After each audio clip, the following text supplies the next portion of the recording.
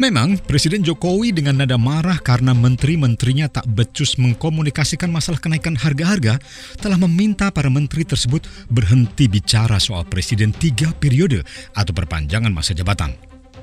Para menteri diminta fokus menangani masalah ekonomi yang sedang menghadapi badai kenaikan harga. Tapi perintah Presiden Jokowi itu hanya berlaku kepada para menteri.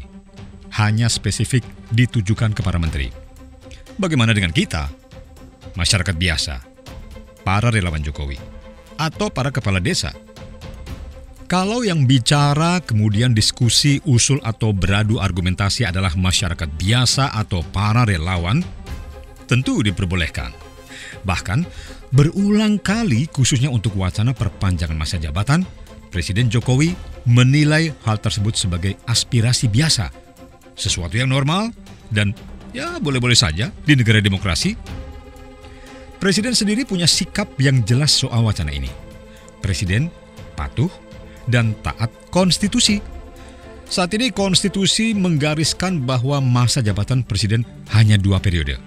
Masa jabatan Jokowi maksimal hanya sampai Oktober 2024. Tapi kalau ternyata nanti para wakil rakyat, para anggota DPR dan DPD kemudian bersepakat mengubah UUD 45, melakukan amandemen, ya, tentu saja Jokowi akan patuh pada apa yang digariskan konstitusi. Jadi, yang perlu dilakukan para pendukung perpanjangan masa jabatan presiden adalah membujuk para wakil rakyat, membujuk partai-partai, bukan membujuk Jokowi. Apakah argumentasi perpanjangan masa jabatan Jokowi selama 2-3 tahun itu masuk akal? Apakah krusial? Apakah penting bagi keselamatan, kesejahteraan, dan kemajuan rakyat Indonesia? Argumentasi-argumentasi inilah yang perlu terus dibahas, didiskusikan, dan dipertajam. Yang namanya keinginan masyarakat, yang namanya teriakan-teriakan seperti itu kan sudah sering saya dengar. Tetapi yang jelas, konstitusi kita sudah jelas.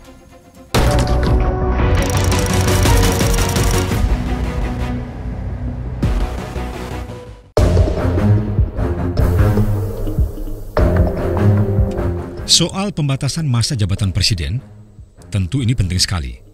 Jangan sampai muncul lagi kekuatan otoriter di negara kita seperti 32 tahun pemerintahan Soeharto. Pembatasan masa jabatan sampai 2 periode saja boleh jadi memang ideal.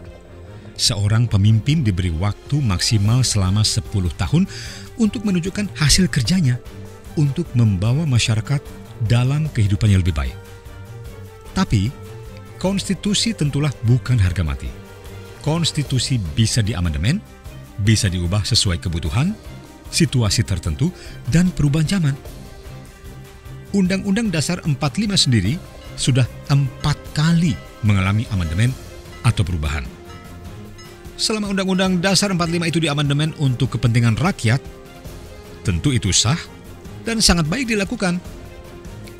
Fakta yang perlu disadari, kerja pemerintahan Presiden Jokowi sudah dihambat selama 2 tahun akibat pandemi COVID-19.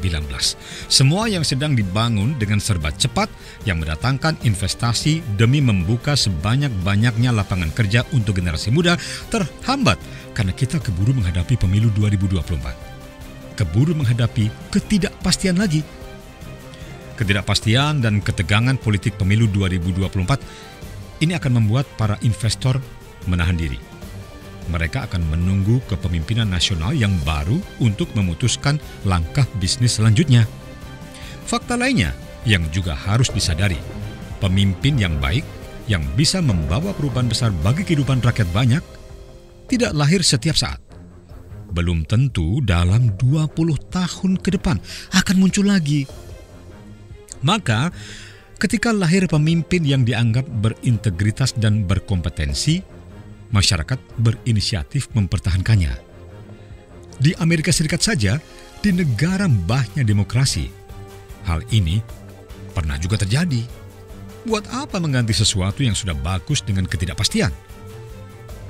Di masa depresi, di awal abad ke-20, Franklin Delano Roosevelt terpilih menjadi Presiden Amerika Serikat Dan ternyata Roosevelt berhasil membawa negerinya melalui krisis, bahkan menjadi rujukan bagi banyak negara di dunia tentang cara-cara bangkit dari krisis ekonomi.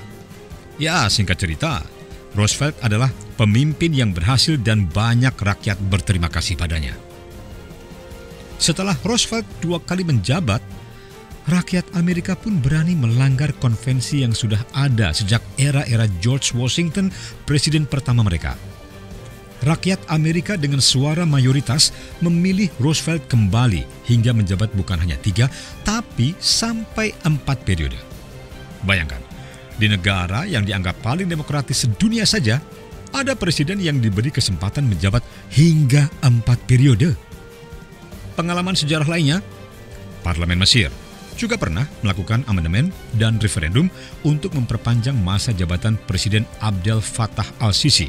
Perpanjangan ini disetujui nyaris mutlak oleh rakyat. Waktu itu, kondisi Mesir memang darurat dan butuh stabilitas. Masa-masa demokrasi setelah kejatuhan diktator Hosni Mubarak ternyata telah dibajak kelompok Ikhwanul Muslimin. Mesir yang beragam hendak diseret paksa menjadi negara Islam. Pelajaran dari Mesir, kita tidak bisa mengagung-agungkan demokrasi saja. Demokrasi punya sisi lemah juga. Dia penuh pertikaian yang menghabiskan energi. Dia bisa juga dibajak oleh kelompok radikal yang justru hendak mematikan demokrasi. Kita kembali ke Indonesia. Tak sedikit rakyat yang menyayangkan apabila dalam waktu dekat kepemimpinan nasional harus berganti. Suka tidak suka, harus diakui, Presiden Jokowi berhasil membawa Indonesia ke era baru. Kehidupan rakyat, tak hanya di kota-kota, tapi terutama di desa-desa, telah jauh lebih baik. Pemerataan ekonomi juga semakin terasa. Bukan cuma soal infrastruktur, tapi program-program keadilan sosial Presiden Jokowi dapat dieksekusi dengan baik. Misalnya, BPJS Kesehatan dan dana desa. Memang masih banyak kekurangan di sana-sini, tapi berhasil secara masif diimplementasikan. Keadilan juga dirasakan oleh daerah-daerah yang semula ini jauh ketinggalan dari Pulau Jawa, apalagi dari Jakarta. Papua dibangun secara gencar. Jumlah provinsi di sana akan dimekarkan agar pembangunan di Papua bisa lebih merata.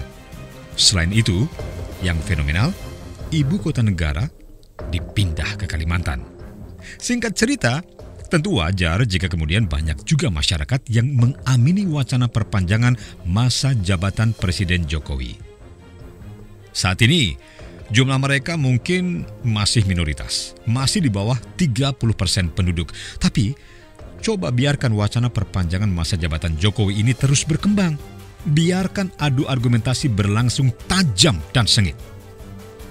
Dan lihatlah berapa banyak masyarakat yang bakal tersadarkan bahwa kepemimpinan Jokowi sangatlah berharga. Ya, bisa jadi kita akan melihat justru di saat menteri-menteri Jokowi dilarang bicara soal isu perpanjangan masa presiden, keinginan agar Jokowi bertahan malah semakin meluas. Relawan-relawan jadi punya semangat besar untuk bekerja keras meyakinkan rakyat dan para wakil rakyat. Mereka yang tak menyetujui pembatasan jabatan tentu bukan tanpa argumen. Kita tidak ingin kembali ke masa kepemimpinan diktator seperti di era Orde Baru. Ya, rasanya nyaris semua rakyat Indonesia setuju dengan argumen ini. Tapi, benarkah cara satu-satunya untuk menghalangi lahirnya kediktatoran adalah dengan pembatasan masa jabatan presiden hanya 2 periode saja? Pemilu adalah instrumen penting dan krusial demokrasi. Selama pemilu berjalan jujur dan adil, ia menjadi mekanisme utama dan terbaik dalam membatasi masa jabatan seorang pemimpin. Ketika masyarakat merasa tak puas, tak lagi menghendaki seseorang menjabat, tentu yang bersangkutan tidak akan memenangkan pemilu. Tapi tentu saja pemilu ini bisa diakali. Selama 32 tahun pemerintahan Orde Baru, apakah pemilu berjalan jujur dan adil? Banyak yang meragukan. Namun begitu, pemilu yang tidak jujur dan adil ini mensyaratkan dukungan tentara terhadap sistem yang korup itu. Harus ada pemaksaan lewat ketakutan. selama tentara netral dan kelompok-kelompok politik sipil dapat bersaing secara sehat, pemilu akan berlangsung jujur dan adil. Yang perlu diingat juga, walaupun pemilu berjalan jujur dan adil, tetap saja ada kelompok-kelompok elit yang akan mencoba-coba mengakalinya. Di beberapa daerah dan juga negara, pembatasan masa jabatan justru melahirkan politik dinasti, di mana seorang pemimpin yang tak bisa maju lagi mengajukan keluarganya sebagai pengganti.